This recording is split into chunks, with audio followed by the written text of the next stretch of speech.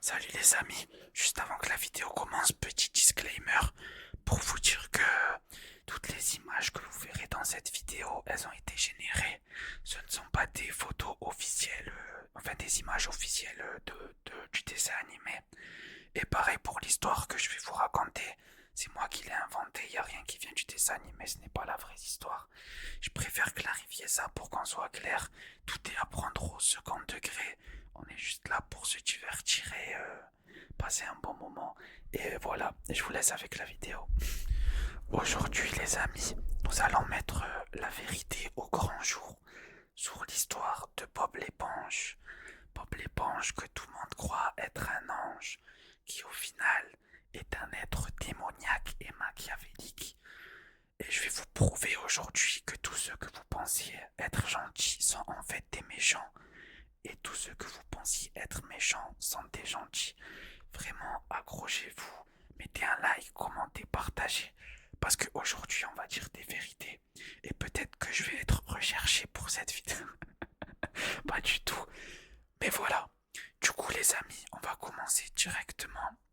Avant de rentrer directement dans l'histoire, je vais vous mettre une petite mise en bouche pour que vous compreniez dans quel mood on est. Déjà, les amis, qu'est-ce que dit le générique de Bob l'éponge qui vit dans un ananas au fond de la mer? Bob l'éponge carré. Donc, le générique nous dit que Bob l'éponge vit dans un ananas, ça on le sait, au fond de la mer. Mais Mowgli, qu'est-ce que tu nous racontes? On sait déjà que Bob l'éponge vit dans l'océan, c'est des poissons, etc. Oui, mais maintenant, j'ai une question pour vous. J'ai une question pour vous. I have a question for you, my friends. Why? Pourquoi, les amis? Pourquoi dans Bikini Bottom, ceux qui savent pas c'est quoi Bikini Bottom, c'est la ville où vit Bob l'éponge. Pourquoi dans Bikini Bottom y a-t-il une plage? Comment se fait-il que dans l'océan il y ait une plage? Ah, là vous commencez à comprendre de quoi on va parler. Non, c'est pas vrai, on va pas parler de ça. C'est juste pour vous mettre une petite mise en bouche. Et maintenant, comment se fait-il qu'il y ait une plage et qu'en plus que Bob l'éponge ne sache pas nager alors que techniquement il vit déjà sous l'eau et pour vivre sous l'eau il faut savoir respirer. Et comment se fait-il que leurs voitures à eux ce sont des bateaux alors que si le bateau est sous l'eau c'est qu'il a coulé et qu'il ne peut pas marcher? Enfin bref, c'était juste pour vous mettre une petite mise en bouche, pour vous prouver qu'il y a des choses qui ne sont pas cohérentes dans Bob l'éponge. Ouais mais Mowgli, tu dis n'importe quoi, c'est un dessin animé, c'est logique. On va commencer. Vous le connaissez tous celui-là? Oui, vous le connaissez tous. Bob l'éponge. Bob l'éponge c'est qui?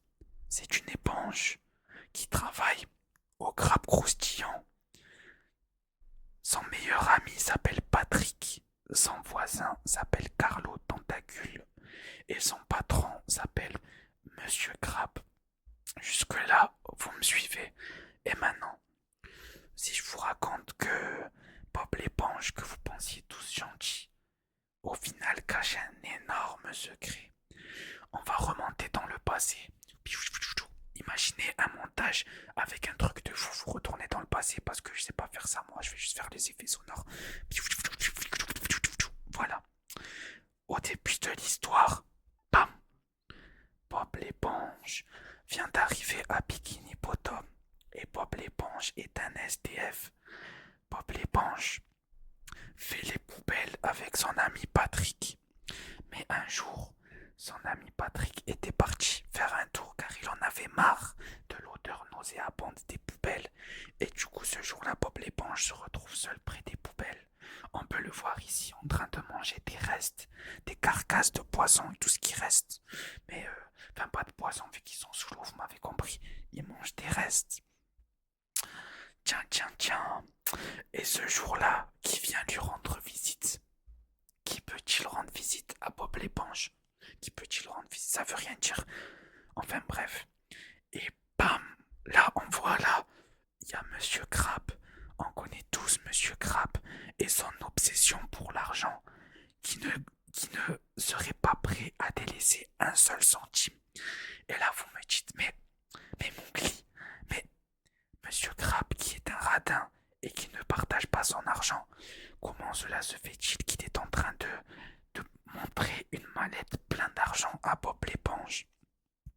Franchement, qui proposerait autant d'argent à un SDF? À part pour un plan machiavélique, les amis. Tin, tin, tin.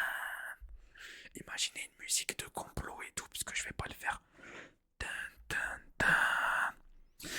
Et en fait, Monsieur Crabbe vient voir Bob l'éponge et il lui dit, écoute-moi, Bob l'éponge. Enfin, il savait pas qu'il s'appelait Bob l'éponge. Du coup, il lui dit, écoute-moi, Monsieur l'éponge, j'ai une mission pour toi.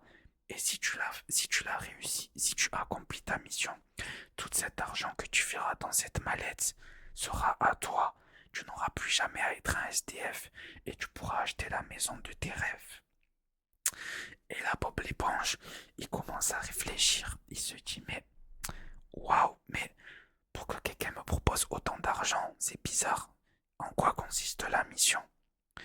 Et là, Monsieur Crabbe lui annonce, tu verras sur place, je ne peux pas te dire la mission maintenant. Et Bob l'éponge, il commence à avoir peur et refuse. Et Monsieur Crabbe lui dit, bon, tant pis pour toi. Et Bob l'éponge le rattrape pour lui dire que c'est bon, il le fera. Du coup, Bob l'éponge rattrape Monsieur Crabbe et lui dit, je ne passerai pas un jour de plus en tant qu'SDF. J'en ai marre, j'ai froid, j'ai faim. Je veux un chez moi, je veux vivre comme tout le monde. Et Monsieur Crabbe lui dit que, en plus de réussir la mission et en plus d'avoir l'argent, Monsieur Crabbe lui offrirait un poste dans son restaurant. Bob l'éponge accepta. Une fois arrivé sur place, Monsieur Crabbe dit à Bob l'éponge, je vais te dire ce que tu vas devoir faire. Et Bob l'éponge lui dit, mais qu'est-ce qu'on va devoir faire? Et là, Monsieur Crabbe lui annonce quelque chose d'horrible. Tu vas devoir m'aider à massacrer tous les crabes présents à Bikini Bottom. Tous les crabes présents à Bikini Bottom. Et là, Bob l'éponge, il se demande, mais pourquoi ferais-je une telle chose? Je ne suis pas un meurtrier. Et en plus de ça, c'est ta communauté, c'est ton espèce. Monsieur Crabbe lui dit qu'il n'en a rien à faire et qu'il en a vraiment besoin pour son restaurant. Bob l'éponge, déterminé à ne plus faire marche arrière, accepta. Et c'est ainsi qu'après avoir parlé, il se passa cette scène monstrueuse. Bam! Et oui les amis, comme vous pouvez voir, Monsieur Crabbe est en train de massacrer des centaines et des milliers de crabes en compagnie de Bob l'éponge. Et oui les amis, Bob l'éponge il est gentil. Bob l'éponge c'est un monstre et Monsieur Crabbe c'est encore plus un monstre. Du coup les amis, après avoir massacré des dizaines et des centaines et des milliers de crabes, Bob l'éponge commence à avoir peur et il dit à Monsieur Crabbe, mais qu'est-ce qu'on va faire de toutes ces carcasses? Et Monsieur Crabbe lui dit, ne t'inquiète pas, personne ne nous retrouvera ou ne retrouvera les carcasses, on va s'en servir. Et c'est là que Monsieur Crabbe commence à mettre toutes ces carcasses dans sa fourgonnette et les ramène dans son restaurant, le crabe croustillant. Et Bob l'éponge l'aide à remplir le congélateur des restes de crabe. La preuve en évidence, bam! Et oui les amis, en plus d'avoir massacré sa communauté, son espèce, Monsieur Crabbe les met dans un congélateur. Bob l'éponge, qui, encore choqué du moment, ne sait pas comment réagir, fait juste tout ce que Monsieur Crabbe lui demande car il a peur pour sa santé. Et en plus de ça, il ne veut plus faire retour en arrière, il ne veut plus faire marche arrière, autant pour moi. Car il veut son argent et ne plus jamais être SDF. Et oui les amis, et oui les amis. Mais ce qu'il ne savait pas, c'est que Bob l'éponge allait sombrer dans une folie en rentrant chez lui. Car, une fois la mission finie, Bob l'éponge s'empressa d'aller acheter une maison en forme d'ananas. Et une fois chez lui, il s'asseya devant la télé.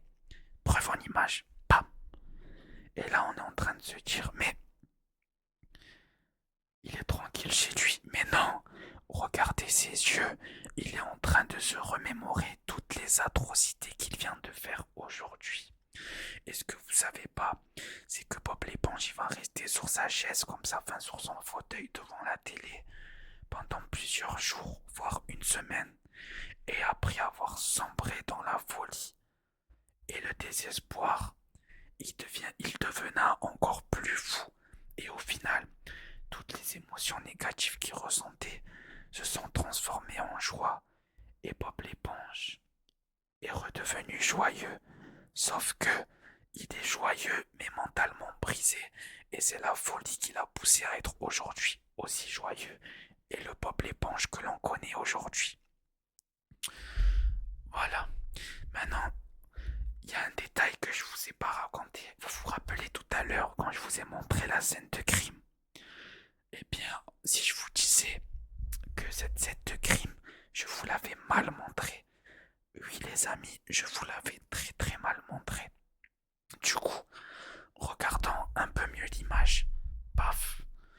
Et là, vous voyez pas quelqu'un en bas à droite? Et oui les amis, celui que vous voyez en bas à droite, c'est Patrick. Patrick l'étoile de mer, le meilleur ami de Bob l'éponge qui a vu toute la scène. Et oui, et oui, et oui les amis, Patrick a vu toute la scène. Les amis, Patrick qui avait peur pour sa vie et se sentait en danger. Comme je viens de vous le dire, Patrick avait... Attendez. C'est bon. Patrick avait vu toute la scène. Mais il savait que s'il en parlait à Bob l'éponge ou à Monsieur Crabbe, sa vie pourrait être en danger. Et les amis, dans le dessin animé, tout le monde pense que Patrick est idiot. Tout le monde pense qu'il est stupide. Tout le monde pense que son cerveau est un caillou. Et c'est pour ça qu'il vit dans une maison qui est un grand rocher, qui est un grand caillou. D'ailleurs, on va y revenir sur ça. Et si je vous disais que Patrick faisait exprès de faire l'idiot pour leur faire penser qu'il n'avait rien vu et qu'il pense qu'il est inoffensif et qu'il n'est pas un danger. Preuve en image, ici on voit Patrick en train de faire l'idiot comme je suis en train de vous l'expliquer. D'ailleurs, lorsque Bob l'éponge a touché son pactole, il a proposé à Patrick de vivre avec lui ou de lui acheter une maison aussi grande que la sienne. Et il a refusé, impossible pour lui de côtoyer un meurtrier, impossible pour lui de vivre dans la même maison de quelqu'un qui a commis un massacre. Et c'est pour ça que Patrick a décidé de vivre sous un caillou, sous un rocher, quitte à ne pas avoir un train de vie très joyeux et une maison très, très confortable. Mais au moins, il resterait en accord avec ses valeurs. Il s'est dit que il pourrait tout dire à la police, mais sans preuve évidente, personne ne le croirait et on le ferait passer pour un fou. Et en plus de ça, il risquerait de se faire tuer par Monsieur Krabs. Maintenant, on va passer à un autre personnage. Tout le monde connaît Carlo Tentacule. Qui est Carlo Tentacule?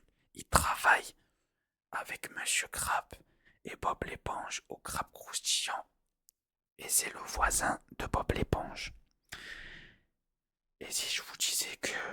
Parce que dans le dessin animé, Carlo Tentacule, on le voit comme quelqu'un de toujours triste, qui ne prend du plaisir à rien, à part faire de l'art et de la clarinette. Mais en dehors de ça, c'est quelqu'un qui a l'air détruit mentalement et dévasté. Et si je vous disais que à l'époque, avant que tout cela ne se passe, Carlo Tentacule était quelqu'un de très joyeux, comme on peut le voir dans cette image. Vraiment, c'était quelqu'un hyper joyeux. Mais un jour, il faisait La rencontre de Monsieur Crabbe, l'énorme tyran, l'énorme tueur en série, l'énorme assassin. Et Monsieur Crabbe lui dit: écoute-moi, j'ai besoin de quelqu'un pour travailler dans mon restaurant.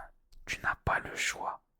Si tu n'acceptes pas, je te massacrerai et je te torturerai jusqu'à que tu sois brisé mentalement et que tu n'aies pas le choix de travailler pour moi. Carlo Tentacule, qui pensait que c'était une blague et que personne ne serait capable de telle atrocité, ne le prena pas au sérieux et parta. Mais ce qu'il ne savait pas, c'est que Monsieur Crabbe était sérieux et qu'il mit son plan en exécution. Preuve en image.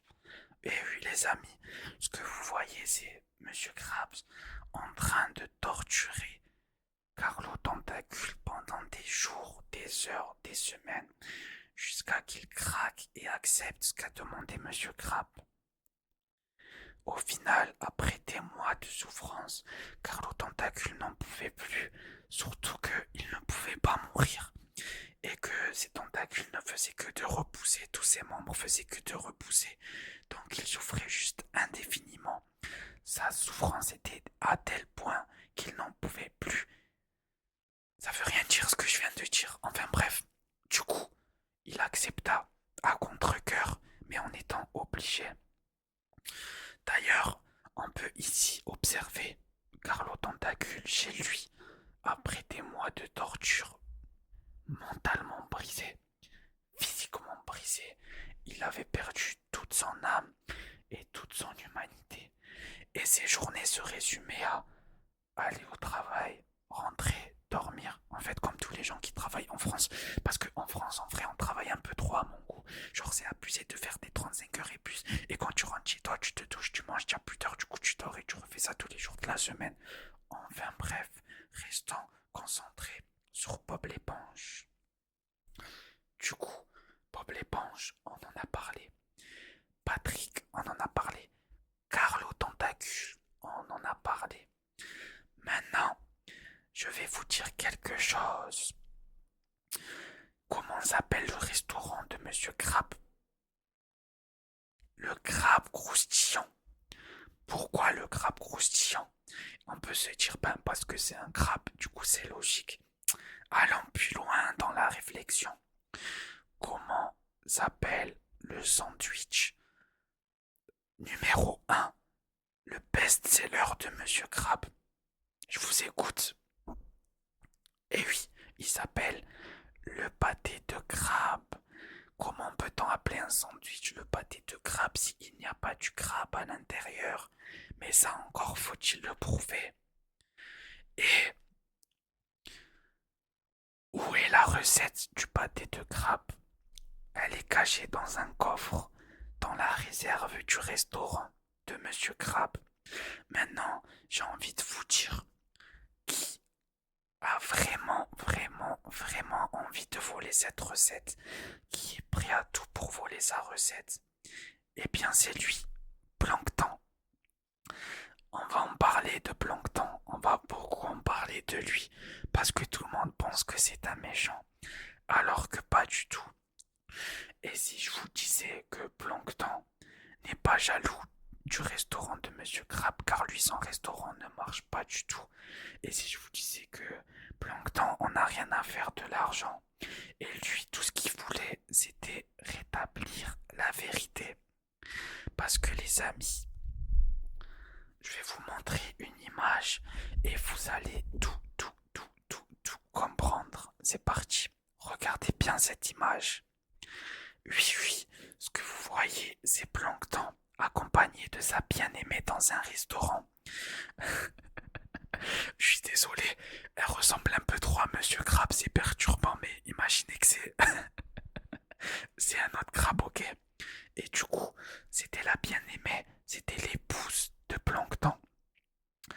Mais malheureusement, un jour, lors d'un rassemblement de son espèce et de sa communauté, elle se fit massacrer par Bob l'éponge et par Monsieur Crabbe. Oui, vous vous rappelez de la scène violente que je vous avais montrée?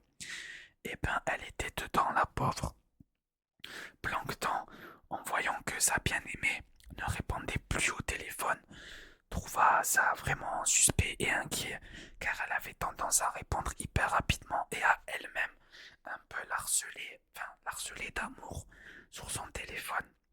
Plankton sentait que quelque chose était bizarre et qu'il y avait quelque chose qui clochait. Ce qu'il fit, c'est il alla directement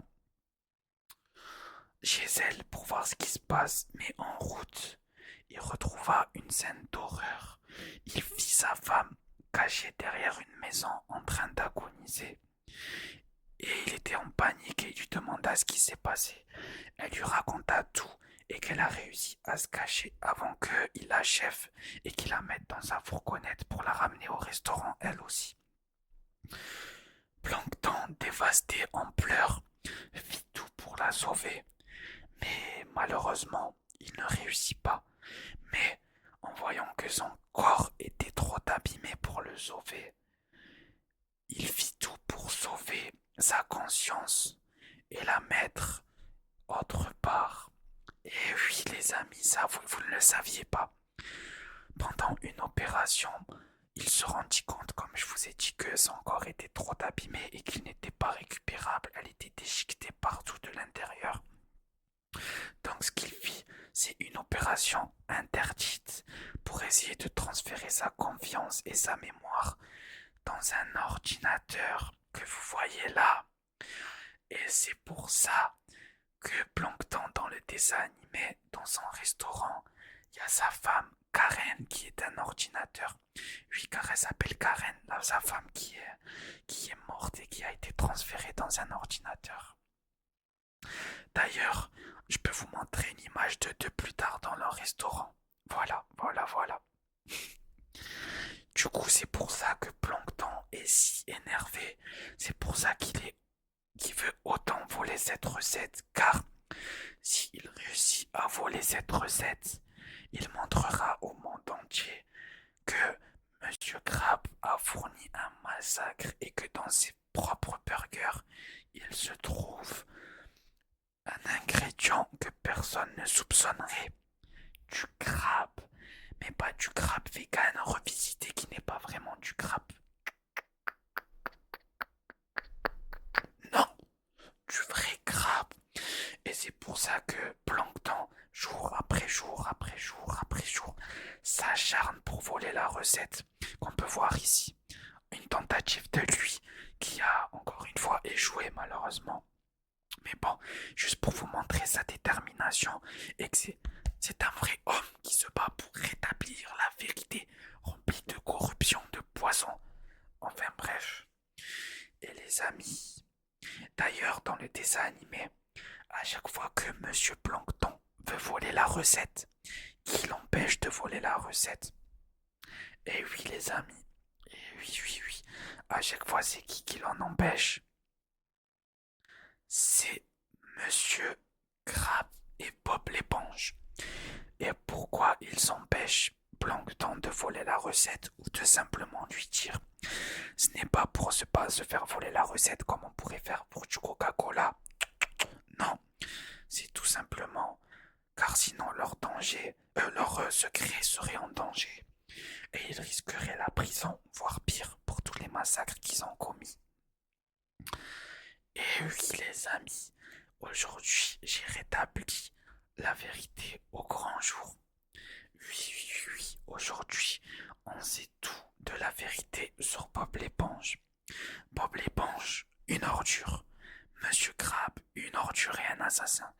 Bob l'éponge aussi est un assassin. Patrick, lui, est en train de lutter pour sa survie en essayant de cacher au maximum ce qu'il a vu tout en ayant tous les jours conscience de ce qu'il a vu sans pouvoir ne rien faire. Et il doit jouer jusqu'à la fin de ses jours le rôle d'un débile alors qu'il n'est pas du tout comme ça et qu'il est vraiment intelligent. Carlo Tentacule, lui, est brisé mentalement. Il ne ressent plus rien, aucune douleur, plus aucun amour, rien. Tout ce qu'il ressent, c'est de rien du tout en fait. Il ressent plus rien du tout. C'est un cadavre vivant. Il n'a plus de conscience, rien.